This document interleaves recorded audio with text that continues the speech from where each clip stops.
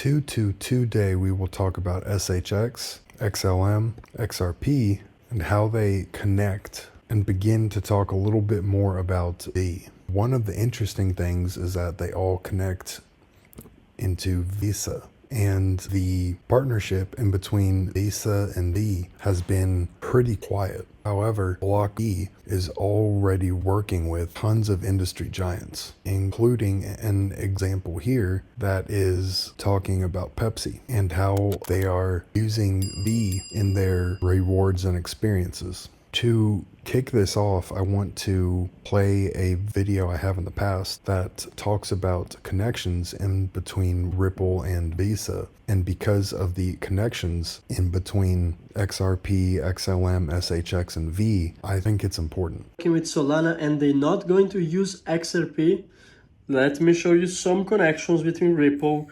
Visa, and XRP right now. So firstly, this comes straight from Ripple website. You can see that Ripple Labs and Earthport announced a global partnership. Earthport is a large enterprise. They operate in over 50 countries and they also work with cross-border payments. So then Visa proceeds to acquire Ripple partner Earthport for $250 million. As you can see, Visa and MasterCard, both of them were actually fighting over Earthport, but actually Visa has outbid MasterCard on this one. There we have another one. D-Money partners with Ripple to power faster and cheaper cross-border payments. D-Money, by the way, which is a leading fintech, also specialized in international payments. And boom, there you have D-Money pairs up with Visa to empower near real-time cross-border payments. Another one from Ripple's website in the section customers, Novati uses Ripple's global payment solution to drive customer growth. Leading digital payments company that enables businesses across 58 countries.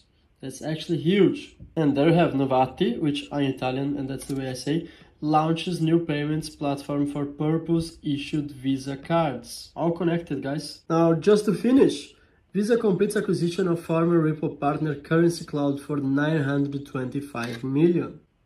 Now, as we know, in my opinion, they're not providing the public with every information. You actually have to do your own research, connect the dots. If you want to believe they're only going to use Solana, that's okay, that's your opinion, but be aware there are non-disclosure agreements going on, and if you connect the dots, you can know that there are things going on behind the scenes with Ripple and Visa. They had a big spike, and it has pulled back over the last couple of months or so, and it is interesting because it is hard to actually purchase it. I had to get Polygon, send that to Uniswap, connect that to Sushi, and then purchase V on that because it had higher liquidity and it didn't have the high percentage fees there. Once I had it, I put it over on my Tangent. And one thing that might be holding back the utility crypto types from paying attention to V is the 2021 and 2022 hype about NFTs that was, in my opinion, a bunch of money laundering and just a bunch of pumping that was not really representative of the technology of an NFT itself. But if we look into what makes V different with how they approach NFTs, Crypto Canvas explains it extremely well. The inventor of the NFT, when they founded it, invented this in 2015, they didn't call it NFT. That word didn't exist. They called it VATOM, which they said stands for virtual atom because they mimic the properties of objects in the real world. It can only be in one place at one time. Additionally, they didn't just envision static images. They made them programmable like apps. So they can change state. They have listeners to the internet. They can move from AR to VR to 2D and 3D and back again. You can put an AI brain inside of these things. And so I think this is the future of mass adoption for these digital objects. I think it's going to be a foundational move in technology that transitions the entire economic system of the world at some point. I think all contracting, I think all record keeping, I think all of those traditionally paper-heavy, dense amounts of information and data, I think they're going to become a giant network transitional thing that's proven and secured by blockchain. The inventor of the NFT. The technology of an NFT, as explained in that clip, is in line with what I have talked about in terms of what XDC is working on in the trade finance industry as well. And you also have things like HBAR and Casper that are tokenizing real estate, IP, and even AI. And there are some really interesting connections that go back into what I talk about with XRP, XLM, and SHX in terms of the PayPal mafia and the Web 2 and Web 3 payments space. Jack Dorsey remains the CEO of Square, which is now known as Block, which sounds pretty close to Mike Novogratz's and the founder of Tether's BlockV. It's all pivoting to blockchain tech 100%. Not to mention that Block has board members on SHX, which I was able to go on the Stronghold site, and you have Randy Redding, who was on the founding team over at Square. And there are a lot of interesting ties into projects that I talk about often, in particular Casper, which it hasn't performed extremely well, but I think that what Casper is actually working on, especially in partnership with IBM, makes it interesting even at this point.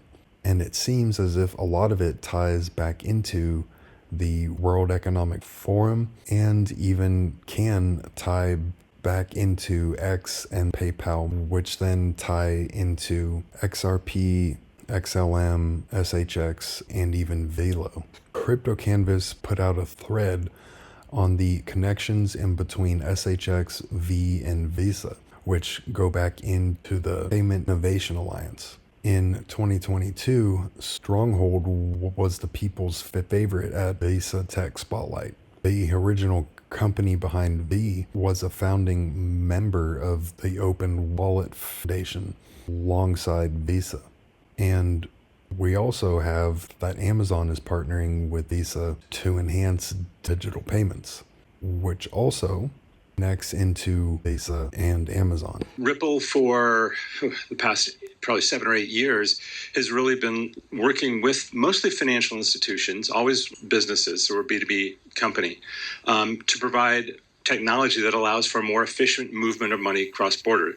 But over time, as our customer base got more comfortable with the technology and saw the opportunity and saw that we were able to abstract the complexity away and really just deliver the benefit they were seeking, we then sort of went to this next step, which was addressing liquidity by leveraging a digital asset. In our case, we use one called XRP as a bridge currency. But to this next step, which was addressing liquidity by leveraging a digital asset. In our case, we use one called XRP as a bridge currency. But to this next step, which was addressing liquidity by leveraging a digital asset. In our case, we use one called XRP as a. And that right there is a panel of people from the BIS, Ripple, and Visa. In terms of how Stellar and XLM are tied in here, there are some interesting new things that have come up with WisdomTree that tie back into Securrency and how a platform was created for WisdomTree on Stellar, which is about WisdomTree Prime. Donnell Dixon of the SDF talks about WisdomTree Prime here and how it's built on Stellar to tokenize real world assets. WisdomTree's filing with the SEC, it says that currency transfers will maintain record of share ownership, and that ownership will also be recorded on Stellar, and transaction fees are in XLM, and that filing is right here. And if you search XLM, it is called out 25 times, including in the use of blockchain part, and calls out that the ownership of the fund's shares will also be recorded on the Stellar or Ethereum chains. And I did find an old PDF, which is not publicly online anymore, that explains the form. However, I was able to find that PDF with the Wayback Machine. and it is about WisdomTree and Securrency creating a new digital marketplace for traditional financial assets. And here on page 10, it calls out Stellar just how it did in the SEC filing. Here is a tweet from April 15th of 2024 that is from the head of digital assets at WisdomTree about partnering up with Galileo on how WisdomTree is providing experiences by integrating investments and payments. And it also talks about Visa branded cards. And to connect Stronghold into what B is concentrating on, which is rewards and credit cards. I'm not sure when this article is actually from, but it is talking about how Stronghold has a rewards program for technology partners and business customers to enhance payment infrastructure loyalty, which tie back into its merchant rewards program. Integrated companies will receive SHX based on the payment volume process in StrongholdNet, which can then be applied to offset transaction fees and other costs. In a October 2018 article, Stronghold is talking about tokenization more. Imagine a day where the NYSE and Australian Stock Exchange and the Nigerian Stock Exchange are all connected on one platform. And your Starbucks points and airline points are all on a platform too, so that you can just exchange that value. And I don't think it's a coincidence that in January of 2024, Stronghold posted a picture talking about aiming to simplify the search, booking, and planning processes that travel more efficient and personalized.